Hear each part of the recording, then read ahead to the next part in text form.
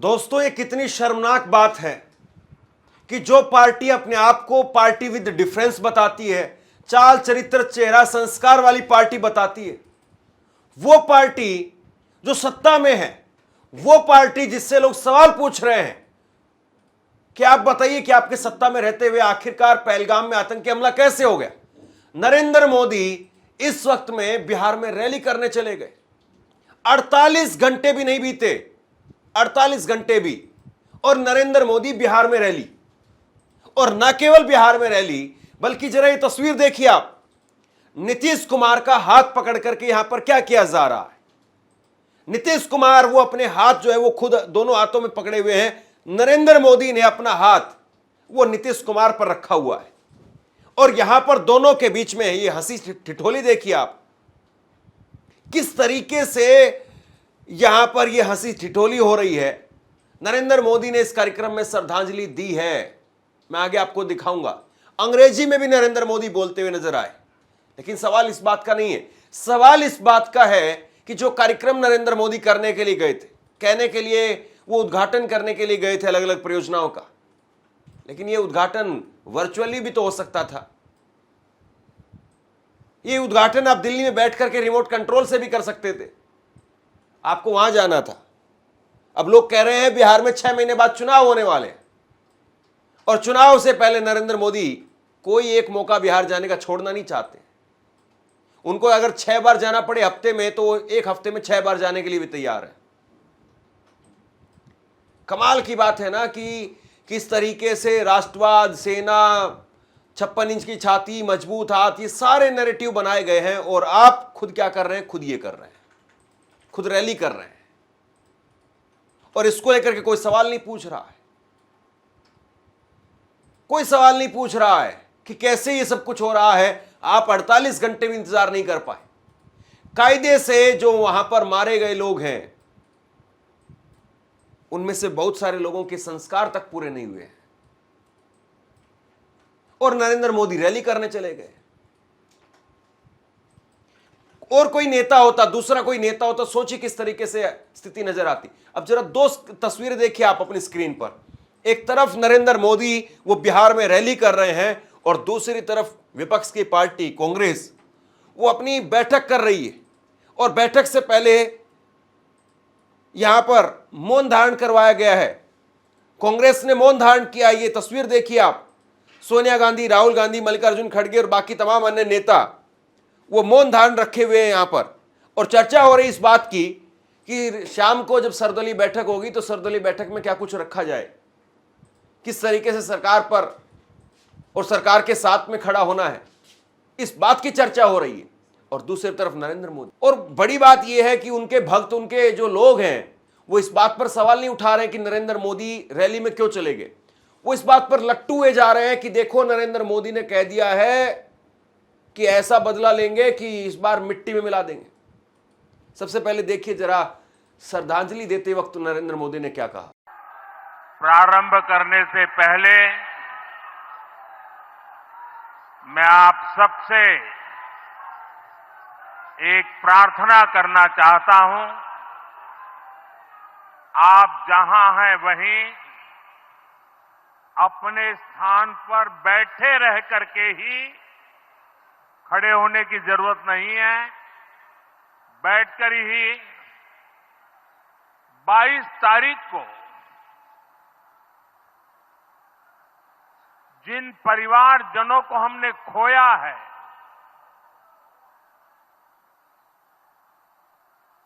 उनको श्रद्धांजलि देने के लिए कुछ पल हम अपने स्थान पर बैठ करके ही, मौन रख करके, अपने अपने आराध्य देव का स्मरण करते हुए उन सबको श्रद्धांजलि देंगे।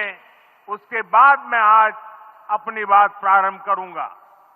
और इसके बाद में नरेंद्र मोदी की पाकिस्तान का नाम लिए बिना, नाम तो नहीं लिया, बिना नाम लिए उन्होंने एक चेतावनी जारी कर दी। इस आतंकी हमले में किसी ने अपना बेटा खोया, किसी ने अपना भाई खोया, किसी ने अपना जीवन साथी खोया है। उनमें से कोई बांग्ला बोलता था, कोई कन्नड़ा बोलता था, कोई मराठी था, कोई ओडिया था, कोई गुजराती था, कोई यहां बिहार का लाल था। आज उन सभी की मृत्यु पर करगिल से कन्याकुमारी तक हमारा दुख एक जैसा है, हमारा आक्रोश एक जैसा है। ये हमला सिर्फ निहत्थे पर्यटकों पर नहीं हुआ है, देश के दुश्मनों ने भारत की आत्मा पर हमला करने का दुस्साहस किया है। मैं बहुत स्पष्ट शब्दों में कहना चाहता हूं, जिन्होंने ये हमला किया है, उन आतंकियों को और इस हमले की साजिश रचने वालों को उनकी कल्पना से भी बड़ी सजा मिलेगी। सजा मिलकर के रहेगी। अब आतंकियों की बची खुची जमीन को भी मिट्टी में मिलाने का समय आ गया है। और फिर पता नहीं नरेंद्र मोदी उन्होंने सोचा कि शायद इंटरनेशनल कम्युनिटी में भी संदेश जाना चाहिए, अंग्रेजी में बोले साहब, अंग्रेजी में। From the soil of Bihar, I say to the whole world, India will identify, track and punish every terrorist and their backers. We will pursue them to the ends of the earth. India's spirit will never be broken by terrorism. Terrorism will not go unpunished. विपक्ष इस बात को लगातार पूछ रहा है कि आपको ये रैली क्यों करनी पड़ी, क्या जरूरत थी इस रैली की, क्या पोस्टपोन नहीं किया जा सकता था ये कार्यक्रम, इसको आप एक हफ्ते बाद में कर लेते या वर्चुअली कर देते अगर आज ही आपको करना था। लेकिन पूरी तैयारी हो गई होगी, रैली में लोगों को बुलाने की व्यवस्था कर दी गई होगी, पहले से जिला अध्यक्षों को और तमाम लोगों को तैयारी जिम्मेदारी दे चुके होंगे कि आपको इतनी भीड़ लेकर के आनी है, आपको इतने बस लेकर के आनी है, आपको इतने लोग लेकर के आने हैं, आपको फला ग्राम पंचायत के ग्राम प्रधान से बोल करके इतने हजार लोग लेकर के आने हैं। हो सकता है कि जो कहा जाता है, आरोप लगता है कि पैसा दे करके लोग बुलाए जाते हैं, वो पैसा बच चुका हो सकता है, और कहा गया हो कि भाई वो माहौल खराब हो जाएगा, या हो सकता है कि नरेंद्र मोदी वो अपनी तरफ से नॉर्मलसी दिखाने के लिए वहां पर गए हो सकता है कि कोई कूटनीति का हिस्सा हो, बहुत सारी बातें हो सकती हैं। लेकिन सवाल इस बात का है कि अगर कोई दूसरा नेता होता तो क्या मीडिया इसी तरीके से शांत बैठती?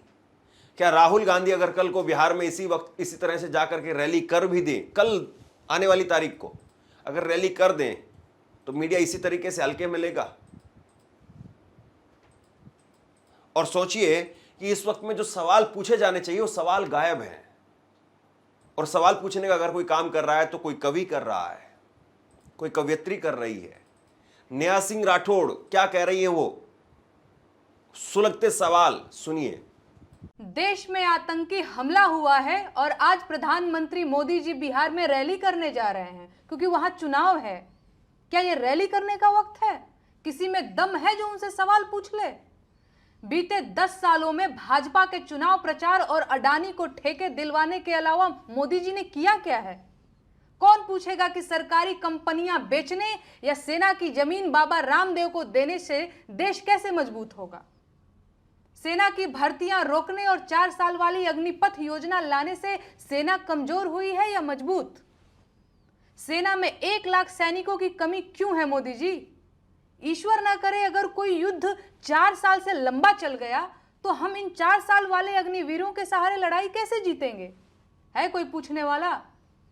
ट्रंप के दबाव में अमेरिका से खराब लड़ाकू विमान लेने पर देश की ताकत में कैसे इजाफा होगा?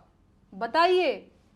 आतंकी हमले की आपदा में अवसर ढूंढकर भाजपा ने देश को जितना नुकसान पहुंचा दिया है उतना आतंकी हमले से भी नहीं पहुंचा था।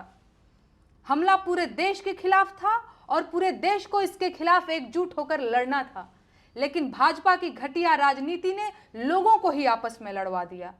हमले में हिंदू, मुसलमान, ईसाई सभी मारे गए, लेकिन मीडिया ने हिंदुओं को पीड़ित और मुसलमानों को अपराधी बताने का एजेंडा चलाया। पत्रकारिता के मूल्यों की गिरावट अगर ऐसे ही जारी रही तो अब वो दिन दूर नहीं जब शहीदों की शहादत भी धर्म के चश्मे से देखी जाएगी। भगवान न करे देश में कभी ऐसा भी दिन आए, लेकिन मोदी जी हैं तो ये भी मुमकिन है। आपदा में अवसर ढूंढना जिनकी पॉलिसी रही हो, अवसरों के लिए आपदा लाना उनके लिए कौन सी बड़ी बात है। आज मोदी जी बिहार जा रहे हैं, वहां उनकी रैली है। पिछली बार पुलवामा हमले के शहीदों के नाम पर वोट मांगा था, अब पहलगाम के मृत पर्यटकों की बारी है। कुछ समझे? लोगों में आक्रोश है, लोगों में गुस्सा है। लोग प्रधानमंत्री से रिएक्शन चाहते हैं। प्रधानमंत्री को बताना भी चाहिए कि आखिरकार हो क्या रहा है और क्या होगा।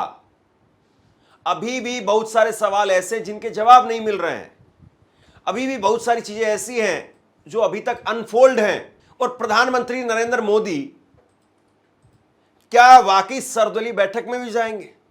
वो बिहार चले गए, इतनी दूर चले गए, सर्वदलीय बैठक में भी जाएंगे?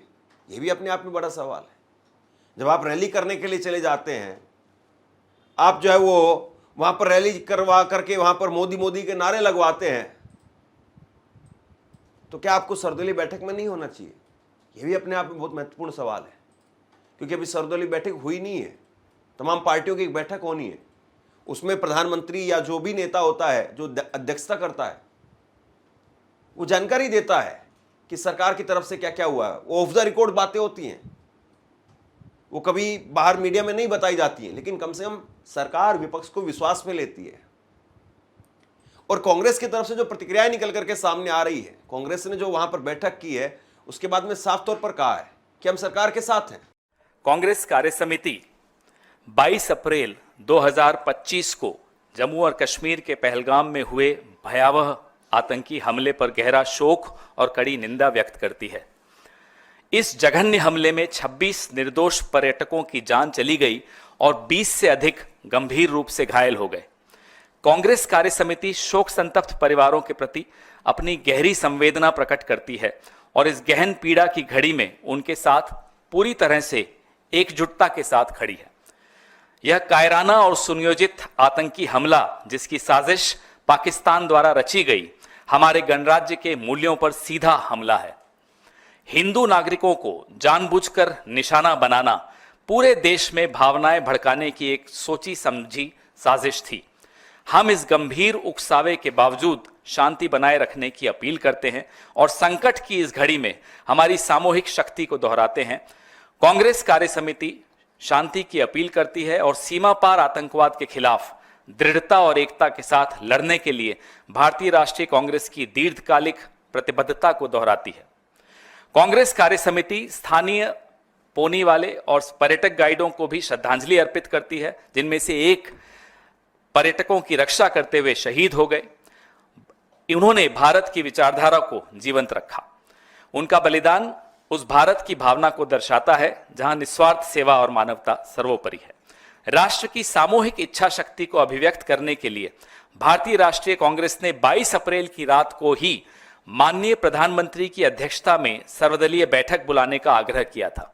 यह बैठक आज के लिए निर्धारित की गई है। यह ध्यान देने योग्य है कि पहलगाम एक अत्यंत सुरक्षित क्षेत्र माना जाता है, जहां त्रिस्तरीय सुरक्षा व्यवस्था लागू है। ऐसे में यह अत्यावश्यक है कि इस केंद्र शासित प्रदेश, जो सीधे सीधे केंद्रीय गृह मंत्रालय के अधीन आता है, में इस प्रकार के हमले को अंजाम देने में हुई खुफिया विफलताओं और सुरक्षा चूकों की व्यापक और गहन जांच की जाए। इन सवालों को व्यापक जनहित में उठाना आवश्यक है। यही एकमात्र मार्ग है जिससे पीड़ित परिवारों के साथ न्याय होते हुए देखा जा सकता है। कांग्रेस कार्य समिति यह भी नोट करती है कि अमरनाथ यात्रा शीघ्र ही प्रारंभ होने वाली है। देश भर से लाखों श्रद्धालु इस वार्षिक यात्रा में भाग लेते हैं। उनकी सुरक्षा को राष्ट्रीय प्राथमिकता के रूप में देखा जाना चाहिए। इसके लिए ठोस, पारदर्शी और सक्रिय सुरक्षा उपाय तुरंत लागू किए जाने चाहिए। श्रद्धालुओं की सुरक्षा के साथ साथ जम्मू कश्मीर के उन लोगों की आजीविका की भी रक्षा की जानी चाहिए जिनका जीवन पर्यटन पर निर्भर करता है। यह कार्य पूरी ईमानदारी और गंभीरता के साथ किया जाना चाहिए। इस नरसंहार की जम्मू कश्मीर के सभी राजनीतिक दलों और समाज के विभिन्न वर्गों एवं सामान्य कश्मीरी नागरिकों द्वारा सर्वसम्मति से निंदा की गई। किंतु यह अत्यंत चौंकाने वाली बात है कि भारतीय जनता पार्टी इस गंभीर त्रासदी का दुरुपयोग अपने आधिकारिक और परोक्ष सोशल मीडिया मंचों के माध्यम से और अधिक वैमनस्य, अविश्वास, ध्रुवीकरण और विभाजन फैलाने के लिए कर रही है, जबकि इस समय सबसे अधिक आवश्यकता एकता और एकजुटता की है। धन्यवाद। कुल मिलाकर के नरेंद्र मोदी इस रैली के बाद में सोशल मीडिया पर लोगों के निशाने पर है। और क्या वाकई ये लोग जो सवाल उठा रहे हैं, विपक्ष के नेता कोस रहे हैं, ये गलत बात है या सही बात है? क्या वाकई इस रैली को रद्द नहीं किया जाना चाहिए था, पोस्टपोन नहीं किया जाना चाहिए था? ये बहुत सिंपल सा सवाल लोग पूछ रहे हैं। लेकिन नरेंद्र मोदी, आप जानते हैं, और ऐसे एक नहीं कई वाक्या हैं, या मैं गिनवा सकता हूं कई सारी ऐसी घटनाएं जब इस तरीके से कोई बड़ी घटना हुई और उसके बाद में नरेंद्र मोदी रैली करते हुए नजर आए। क्या देश के प्रधानमंत्री से आप यही उम्मीद करते हैं? और क्या बीजेपी इसी तरीके से दूसरों को निशाने पर लेती है? सवाल बहुत सारे हैं। कोरोना में देखिए आप, बिहार में ही चुनाव था 2020 में, और क्या हालत थी उस वक्त में लोगों की, लेकिन मोदी की रैलियां लगातार जारी रही। बंगाल में चुनाव आया, कोरोना और तेज हो गया, तमाम पार्टियों ने कहा उस वक्त में, कांग्रेस ने प्रचार करने से मना कर दिया, ममता बनर्जी ने कहा कि आप 3 चरण में चुनाव करवा लीजिए, लेकिन नरेंद्र मोदी रैली में ओ दीदी दीदी ओ दीदी। अब क्या ही बोले। शेयर कीजिए इस खबर को, और आप क्या सोचते हैं नीचे कमेंट बॉक्स में लिख करके बताइए। धन्यवाद।